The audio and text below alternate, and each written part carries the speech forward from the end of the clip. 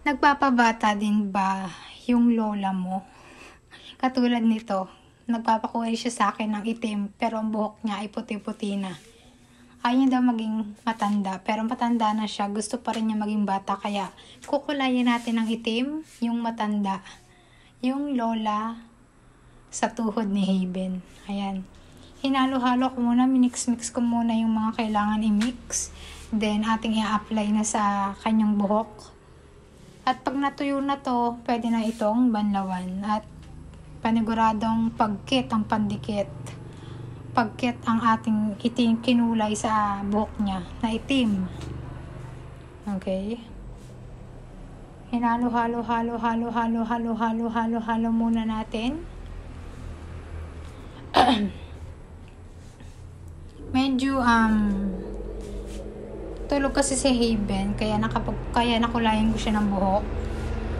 Kung gising niya si Haven, hindi ko siya makukulayan ng buhok dahil ang kulit niya ni Haven.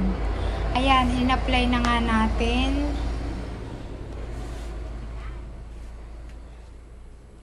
Sabi nga ni nanay, wag daw ilalahat kasi baka daw itim na itim daw.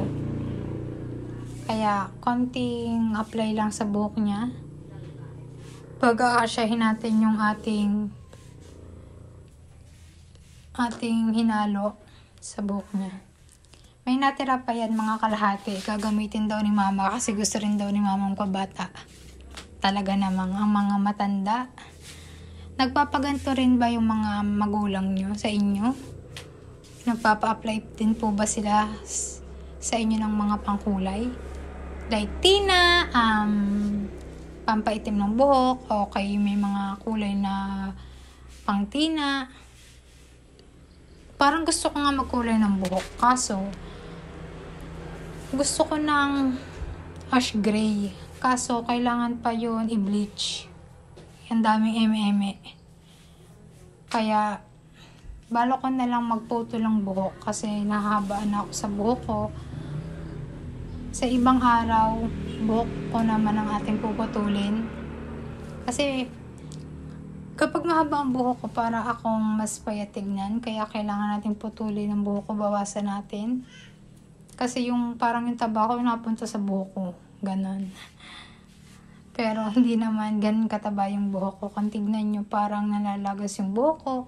Kasi lagi yung hinihila ni Haven. Ganon. Kaya binilisan ko na nga ang pagkukulay kay nanay. Ipapakita ko po yung final pagkatapos na aking pagkulay sa kanyang buhok. Papakita ko po sa inyo sa bandang dulo po. Medyo naboboring na nga din ako dito sa bahay. Parang gusto ko na naman magluto ng pansit. Naghahanap na naman ako ng mga sahog ng pansit dahil alam niyo naman po ako na pansit, na mukha akong pansit talaga. Pansit is life po talaga ako. Kahit kung saan may handaan, talagang pansit po talaga yung una kong hinahanap. At talagang kapag mag-birthday yun dito sa katabi namin bahay, talagang pansit. Masaya na ako. Pansit lang ay ibigay nila, talagang alam nila talaga na favorite ko talaga ang pansit. Talagang pansit yung binibigay nila sa amin. Kahit yung mga kasama ko sa bahay minsan na hindi nakain ng pansit, talagang ako lang ang nakain ng pansit talaga sa bahay. Okay, ayan na nga, patapos na nga ako. Pinupulido ko lang at baka may mga puti-puti pang kaunti. Sinaid ko na yung pangkulay.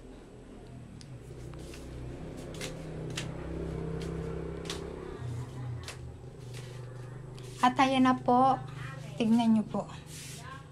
Parang nag-19 years old ang aking lola. Joke lang po. Sana po ay nagustuhan nyo. Thank you for watching. Bye-bye!